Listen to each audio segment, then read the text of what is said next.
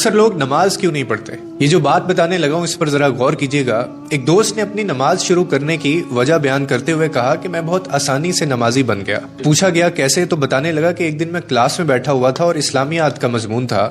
استاد آئے اور سوال کیا کہ آپ کے خیال میں لوگ نماز کیوں نہیں پڑھتے؟ ایک بچے نے معصومیت سے کہا کہ سر جو لوگ مر گئے ہیں شاید وہ نماز نہیں پڑھتے۔ پھر دوسرے بچے نے معصومیت سے بولا کہ سر جنہیں نماز نہیں آتی شاید وہ نماز نہیں پڑھتے۔ اس کے بعد ایک اور بچے نے کہا کہ سر جو مسلمان نہیں ہیں وہ نماز نہیں پڑھتے۔ پھر ایک اور طالب علم اٹھا اور کہنے لگا کہ جو لوگ اللہ سے نہیں ڈرتے سر وہ نماز نہیں پڑھتے۔ وہ کہنے لگا میں یہ سب سن رہا تھا کہ اچانک میرے دل میں ایک سوال اٹھا اور میں نے خود سے کہا کہ میں تو زندہ بھی ہوں، مجھے نماز بھی آتی ہے اور میں مسلمان بھی ہوں اور میں اپنے رب سے ڈرتا بھی ہوں، پھر میں کیوں نماز نہیں پڑھتا؟ کہنے لگا میں خود ہی اپنے سامنے کھڑا ہو گیا کیونکہ میرے پاس کوئی جواب نہیں تھا اور مجھے خود سے گھن آ رہی تھی۔